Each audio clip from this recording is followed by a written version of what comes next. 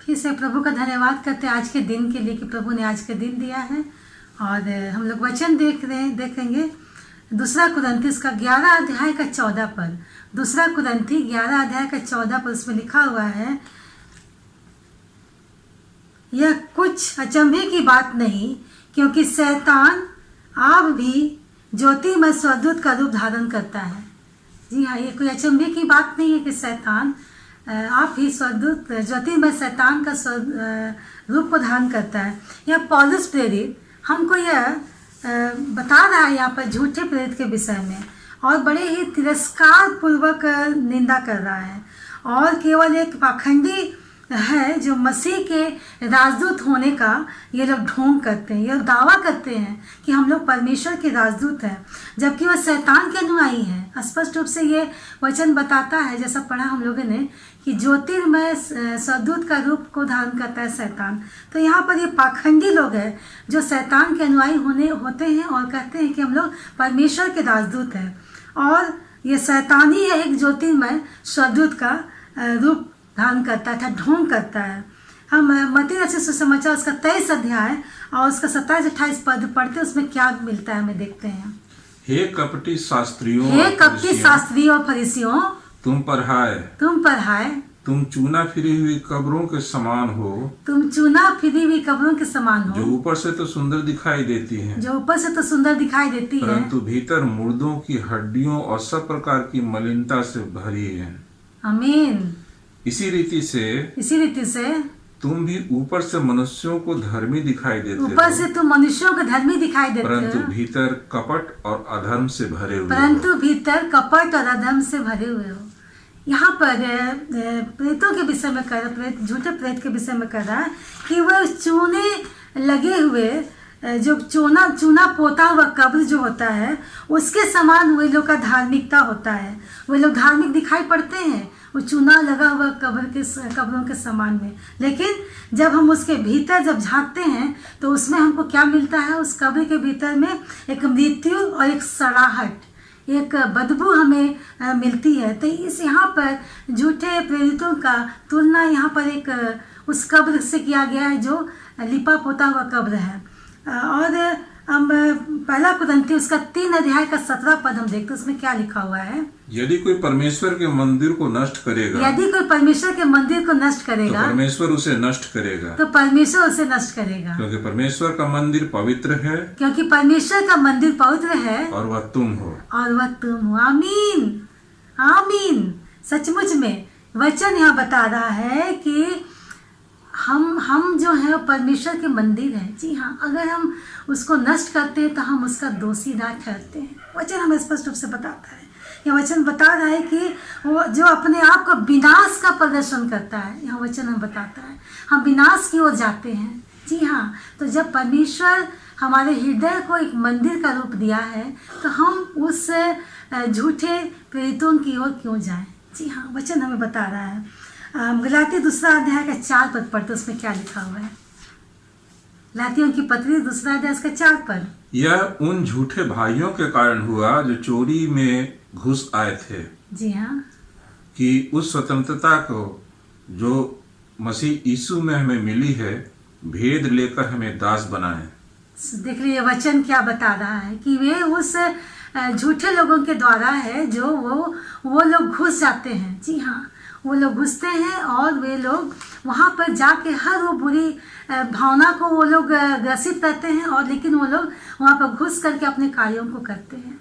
ये इस प्रकार के लोगों को झूठे शिक्षा हुआ रहता है। जी हाँ, वे हमारे बीच रहते हैं और हमको पता नहीं चलता है, लेकिन उसका जो कार्यकलाप है, उसके जो वहाँ पर घुसने की पद्धति हमें बताती है कि वे लोग वहाँ पर घुस करके वो अपने आप को वहाँ पर सम्मिलित करके एक झूठे प्रेरित होने का वो लोग पूरी तरह से वो लोग अपने आप को झूठे प्रेरित घोषणा करते हैं, क्योंकि वो लोग उससे योग्य है नहीं, क्योंकि वो लोग वहाँ पर गलत तरीके से वो लोग वहाँ पर घुसते हैं।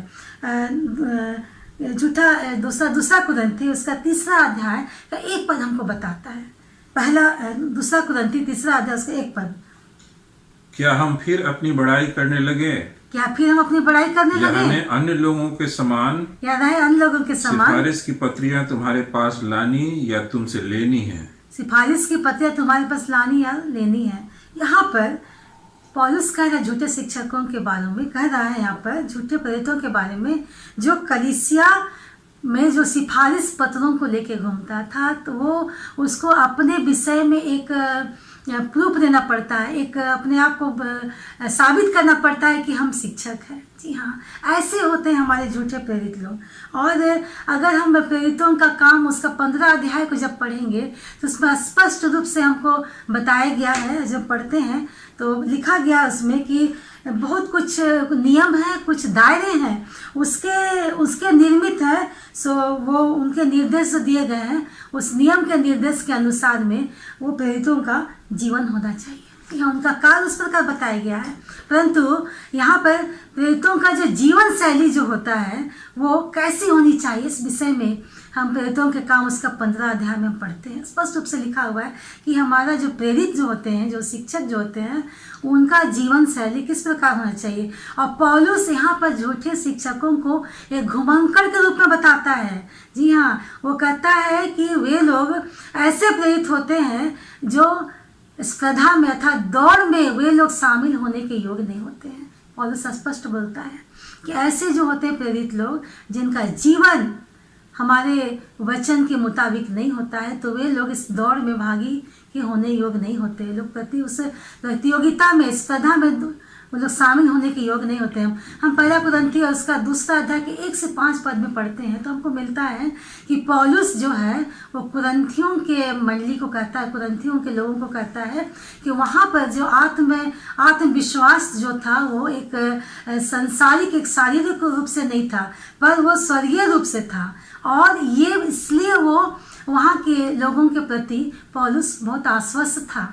वहाँ के लोगों के प्रति उसका एक विश्वास था कि वहाँ जो कुछ भी वहाँ पर बातें हैं वो शारीरिक नहीं पर स्वर्गीय बातें हैं, वो परमेश्वर की ओर से वो बातें हैं। इसलिए उनका जो है, उनका हर एक काम, वहाँ के लोगों का हर एक काम वो परमेश्वर के सामर्थ पर टिका था। जी हाँ, परमेश्वर के सामर्थ पर टिका हुआ था। वहाँ के लोगों का जो कार्य था, चूँकि वहाँ के लोगों का जो नियम कायदा था, वो सब कुछ एक प्रेरित होने के लिए परिपूर्ण था। वो सारी बातें वो परमेश्वर की ओर से थी। हम पहला तीमुथियुस उसका पहला अध्याय का 12 पद हमें क्या बताता है, हम पढ़ेंगे। पहला तीमुथी उसका 12 अध्याय, पहला अध्याय और 12 पद वचन हमें बताता है। यहाँ पर लिखा हुआ है कि मैं अपने प्रभु मसीह यीशु का, जिसने मुझे सामर्थ दी है, धन्यवाद करता हूँ कि उसने मुझे विश्वास योग्य समझकर अपनी सेवा के लिए ठहराया। आमीन। पहला तीमुथियुस उसका पहला अध्याय का 12 पद हमको स्पष्ट रूप से बता रहा है कि मैं विश्वास योग्य हूँ, क्योंकि परमेश्वर ने मुझे उस सेवकाई के योग्य ठहराया है। जी हाँ, हमारे अंदर वो सारी योग्यताएं होनी चाहिए, जो योग्यता परमेश्वर की ओर से होती है, जो योग्यता वो स्वर्गीय आशीष के रूप में हमारे जीवन में आती है, ना कि वो सांसारिक न शारीरिक रूप की बातें होती है। तो हम जा करके उस सच्चे प्रेरित के बारे में हम यहाँ पर जानते हैं कि उनके जीवन में किस प्रकार की उनकी जीवन शैली होनी चाहिए।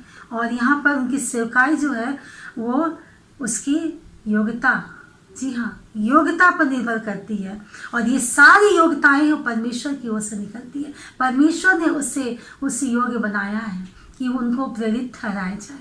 तो प्रभु इस वचन पर बहुत ऐसे आशीष दे। जी हाँ, आज हम परखें कि हमारे सामने अगर कोई प्रेरित हैं तो वो किस प्रकार के प्रेरित हैं। जी हाँ, इस बात को आज हमें परखें। प्रभु की ओर से हमें ये बताए गए वचन में जब पढ़ते हैं कि किस प्रकार एक प्रेरितों का जीवन को होना चाहिए, तो हम धन्यवाद करते इस वचन के लिए। आइए हम प्रार्थना करें। धन्यवाद करते पिता परमेश्वर कि तूने वचन दिया प्रभु जी, कि हम जान नहीं पाए पिता परमेश्वर की एक प्रेरित प्रभु जी, जो सच्चे प्रेरित है प्रभु जी, उनका जीवन शैली किस प्रकार का, जो झूठे प्रेरित है प्रभु जी, उनका जीवन शैली किस प्रकार का होता है पिता परमेश्वर। मुझे प्रभु जी होने दे पिता परमेश्वर की हर एक लोग प्रभु जी हम लोग परखे जाए पिता परमेश्वर। हम लोग प्रभु जी उसी सच्चे और ईमानदार और तेरे लिए योग्य जो है पिता परमेश्वर, उनकी बातों को हम लोग ग्रहण करने योग्य बनने पाए प्रभु जी। और पिता परमेश्वर उनके अनुसार प्रभु जी हम लोग उसके सामर्थ और आशीषित बातों को ग्रहण करने वाले होने पाए पिता परमेश्वर। ना कि प्रभु जी उस झूठे प्रेरितों के अनुसार चल करके अपने जीवन में प्रभु जी उस अंधकार की ताकत को लाने पाए पिता परमेश्वर। आप प्रभु जी इतने लोग देखते प्रभु जी सबको ये सामर्थ देना पिता परमेश्वर कि हर लोग प्रभु जी तू सच्चे परमेश्वर के अनुयायी बनने पाए प्रभु जी। और जीवित वचन जो तूने दिया है प्रभु जी इसके अनुसार हम चलते हैं प्रभु जी, तो वो हमारे जीवन के लिए प्रभु जी योग उचित होता है पिता परमेश्वर। उसके अनुसार हमारे जीवन होने पाए पिता परमेश्वर। धन्यवाद करते पिता परमेश्वर सुंदर वचन के लिए पिता परमेश्वर। धन्यवाद के साथ तूने हमारी प्रार्थना को सुना है। प्रार्थना प्रभु के नाम से मांगते हैं, आमीन।